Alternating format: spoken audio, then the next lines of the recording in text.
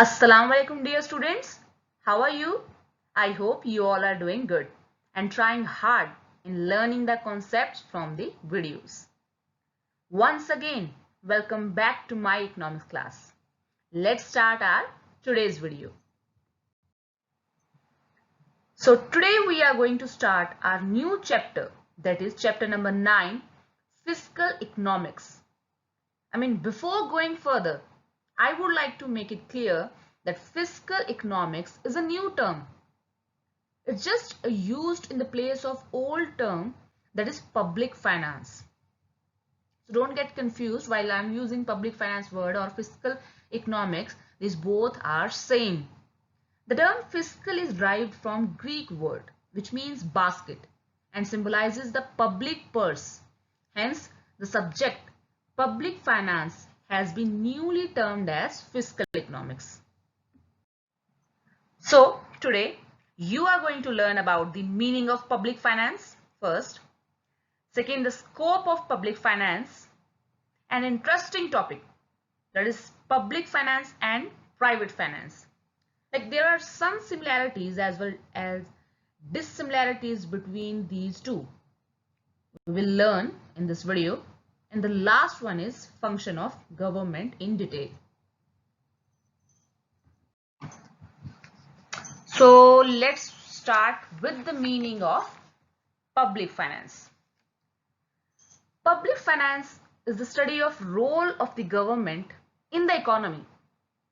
Like it is the branch of economics that assesses the government revenue, which means income, and government expenditure of the public authorities and adjustment of one or the other to achieve the desirable effects and obviously to avoid the undesirable ones.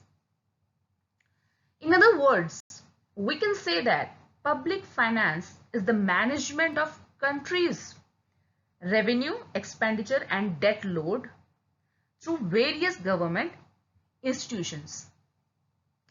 It also deals with the fiscal policies which ought to be adopted to achieve certain objectives in the economy for further economic development in the country. Now, let's move to the definitions of public finance. The first one is given by Hughes Dalton, that is public finance is one of those subjects that lie on the border between economics and politics. It is concerned with income and expenditure of public authorities and with the adjustment of one to another. The next one is given by Adam Smith, father of economics obviously.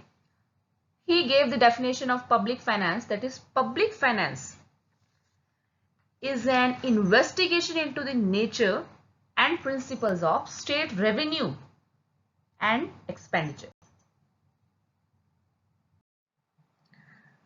So basically, I hope you all have understood the meaning of public finance. It's just the management of like public income and public expenditure which is managed by the government. Now, we will understand what is the scope of public finance. Which area public finance covers actually? Look at these points first, then I'll explain you these points one by one. The first point is public revenue, that is public income. The second one is public expenditure. The third one is public debt. And the fourth one is financial administration. So let's start with the first point, that is public revenue. Public revenue or public income, as the name suggests here, public income refers to the income of the government, the income which is received by the government from the public. The government earns income in two ways. Basically, broadly, the government is getting the income in two ways, that is tax income and non-tax income. You know what part non-tax income covers? Like license fees, registration fees, challans, etc. So tax income is easy to recognize as it's tax paid by people of the country in the form of income tax or GST. On the other hand, I would like to explain the non-tax income received by the government is the income received by the government as from the taxes. The other income which is earned from the public in the mean of registration fees or challans, which I have explained you earlier also. Let's move to the next point.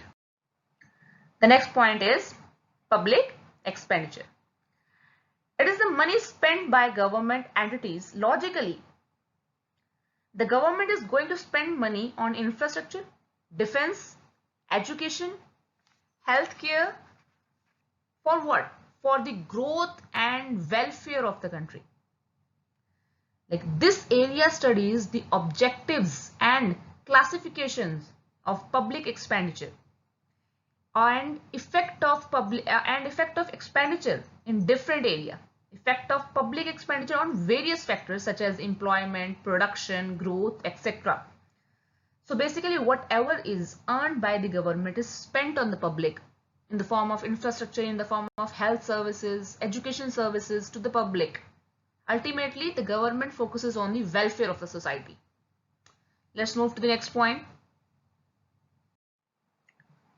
That is public debt. When public expenditure exceeds public income, the gap is filled by borrowing money from the public or from other countries or world organizations such as the World Bank. And these borrowed funds are public debt. Actually, like in our country also, many of the people usually escape from paying the tax, which is ultimately targeting on the government income. And suppose if government is receiving less money in the form of income, then how they gonna spend on the public in the form of expenditure, in the form of the welfare of the society? Like government need money for the welfare of the society, and if the public is not genuinely paying the tax, then obviously the government will be shortage of fund, and that gap creates the situation for the government to borrow the fund from other financial institutions from other countries in the world. So it is basically known as public debt. And this area, which is covered under the scope of public finance, explains the burden of public debt, why it is necessary, and its effect on the economy. It also suggests like public debt is not a good situation for any country. And the topic we are studying here, public finance, usually offers or suggests various methods to manage this public debt. So let's move to the last point of scope. Is all about the administration of all public finance, that is public money or public income. Next one is public expenditure and public debt. Financial administration include preparation, passing, implementation of government budget and various government policies. It also studies the policy impact on the social economic environment, intergovernmental relationship, and especially foreign relationship of countries, etc. Now let's move to the next topic, a very interesting topic, that is public finance and private finance. So let's have a look on these meaning first. Public finance deals with the study of income, expenditure, borrowing, financial administration of the government, basically of the government, and the other one deals with individual or private companies. Actually, both kind of finances have broadly the same objective. Private finance is concerned with the maximization of individual welfare, while public finance is concerned with the maximization of community or social welfare from the given sources. Now, let's have a look on the first, the similarities between public and private finance. So here we are having 4 points that looks that public and private finance is similar. I mean, what are the bases which are making them similar? So the first point here is rationality. All kind of finances are based on rationality, obviously. A rational means are intelligent. A logical individual tries to maximize his personal gain by allocating his given income. Obviously, you, me, we all focus on how to get maximum benefit from our given resources, from our limited resources.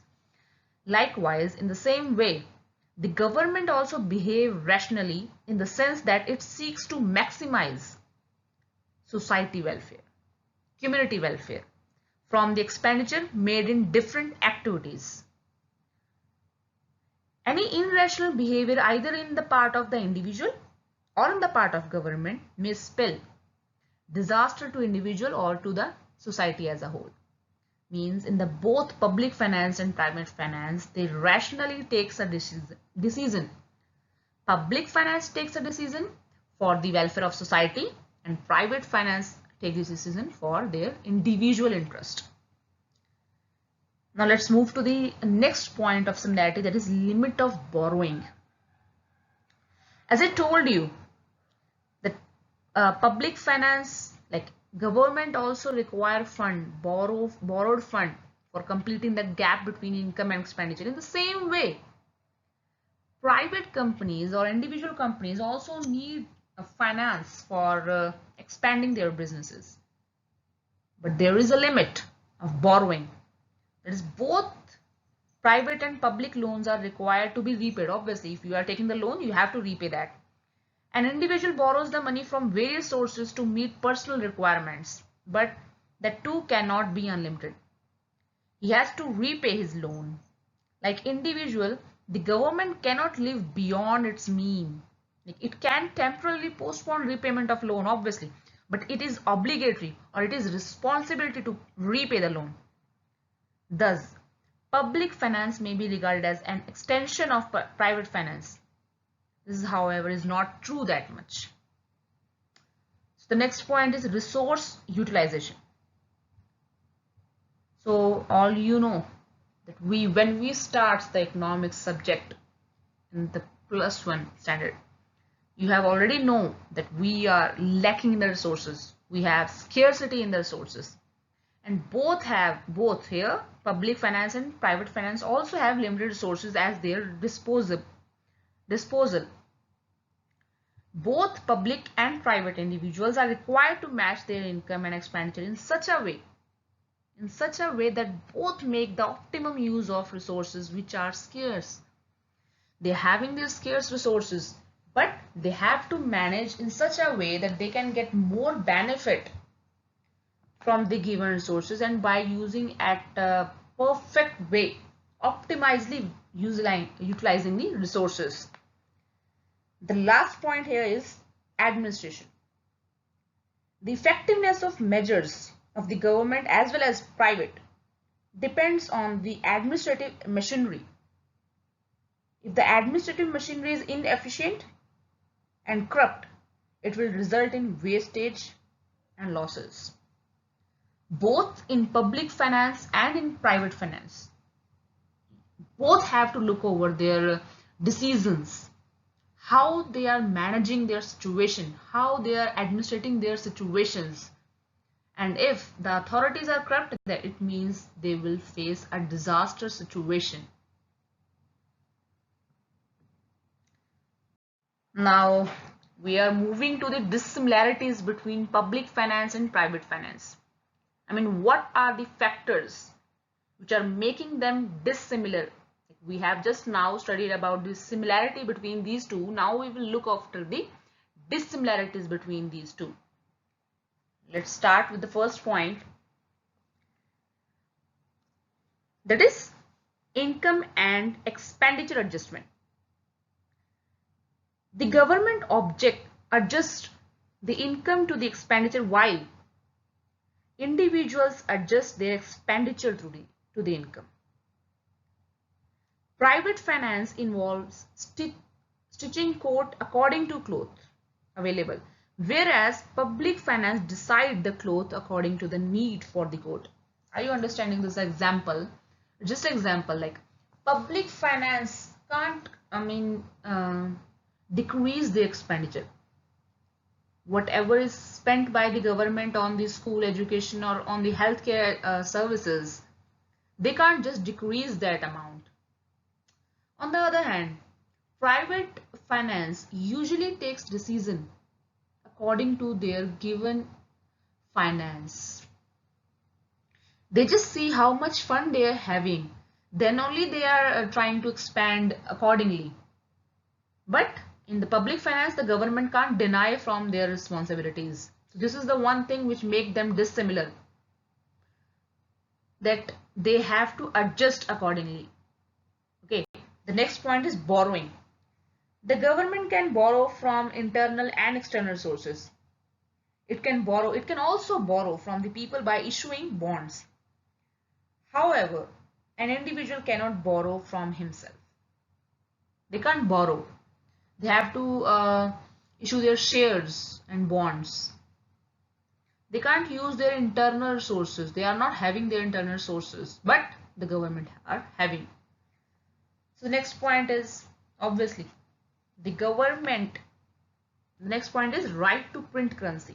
That is, the government can print currency, like if they are in urgence of the need at that time to meet their problem, the government can go for printing the new currency. This involves the creation and distribution and monitoring of the currency. But this thing is not available in the hand of private finance. You know very well that RBI has the only monopoly authority of issuing the shares, issuing the currency. And obviously they will issue the currency for the government only when the government is facing a problem. So this is the thing which is making them dissimilar. The next point is present versus future decision. The public finance is more involved with the future planning and making long-term decisions. These investments could include building of schools, hospitals, and infrastructure. The private finance makes the financial decision on projects with the short-term vision. Basically, they make the decision for the particular project, but the government have to focus on the beyond a big site for the decision.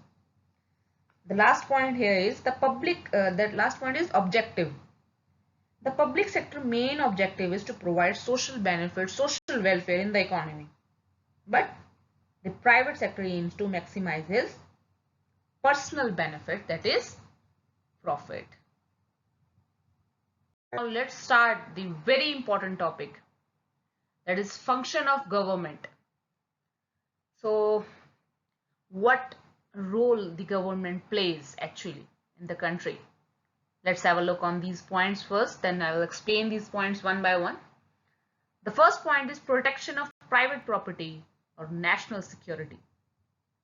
Second point is raising taxes. Third point is providing public services. Fourth point is regulation of markets. Fifth point is macroeconomics management. And the last one is, and the very important one is reducing inequality and poverty in the country. So let's move to the first point first. That is protection of private property or national security. If a country is having a problem with crime, then it will discourage investment and the quality of life in the country. Here, the role of the government is to ensure basic law and order through ensuring the rule of law. This involves protecting the right to private property. In a free market, there is an incentive to free ride on the provision of law and order. Therefore, it tends to underprovided. A government can pay for policing through general taxation. A A similar function of the government is to provide national defense, paying for an army. It is a military spending which often was the primary cause of the first taxes. So basically, the government plays an important role in the protecting the private property from the market situation point of view and from the defense point of view also. Let's move to the next point, that is raising taxes. To provide public goods and public services, the government needs to raise tax. They can do this in a variety of ways. Taxes on goods, taxes on income, tax on property and land. The government has to consider the best way of raising the taxes in the particular situation. A good tax is efficient and easy to collect. Fair also. If the government runs a budget deficit, when they are lacking, they are having a great expenditure as compared to the revenue, that is known as budget deficit. They will need to raise the shortfall through borrowing and selling the government bonds. It is an exceptional case, but in most of the cases, the government likely to raise the tax to meet their expenditure. So the next point is providing public services. Public goods tend to be not provided in the free market because of the free rider problems. Therefore, these goods and services need to be provided by the government. I'll explain with the example. That is, example of public goods include street lighting, roads, law and order. There are also public services which are provided piecemeal in a free market like education and healthcare. However, the government may feel that these merit goods are important for equality and improving labor productivity. Therefore, most government provides some form of state-provided education and healthcare. Obviously, private sector is also playing a great role in providing the education and health services, but the government can't deny from their responsibility for providing the free education and free healthcare services to the public. Actually, government is making everything for the social welfare. So, they are providing a lot of public services. The next point is regulation of market. Adam Smith in The Wealth of Nations noted that in a free market, firms were often able to create monopoly, rule of one. This enables them to charge excessive prices to the consumer. And the government may need to regulate this monopoly power. An example, prohibiting mergers or setting price limited in natural monopolies. Also, firm may develop monopoly power where they are able to pay low wages and provide poor working conditions for workers. In this case, the government may need a certain regulation on labor market, such as minimum wages, minimum age of working, and provide basic level of health and safety to the workers while working. Okay, the government are deciding the minimum wage and minimum age of working so that the private sector can't exploit the workers. So next point is macroeconomics management. Capitalist economies can be subject to economic cycle like economic boom and recession. Recession can lead to the lost output and higher unemployment, as we have discussed about this concept, the economic cycle, in the previous chapter also. In this case, the government may use fiscal policy to influence the aggregate demand. The government may also use monetary policy in recent years, the government have delegated monetary policy to independence the central bank. So basically, whenever the country is facing a downfall in the country, so they come up with the policies to raise the situation of the country and for the economic development. So last point here is, in a country, we may see a growth in inequality and in poverty. This can be due to inherent wealth and opportunity. It can also be due to monopoly power. Like some of the people are having a lot of power, and this is creating a gap between the rich and poor. So the government may feel the need to ensure everyone has an equal opportunity. Suppose for providing education, so even those from poor families have the opportunity to get qualification. It may also involve redistributing income from high earner to low income earner. That is the reason why the government use the progressive tax. It means such as higher the rate of income, higher will be the income tax. It means putting the burden of tax on the rich people, so that to reduce the inequality in the society. So these all are the points which the government performs in the country for the development. So that's all for today's video. Now it's time for you to read the assignment questions. The first question is, what is public finance? You can give the definitions also. Explain the scope of public finance. Differentiate between public finance and private finance. In this you have to explain the similarities and dissimilarities. The last one is explain the functions of government. So that's all from my side. I hope you would understand these concepts clearly. Assalamu alaikum students. Thank you. Take care.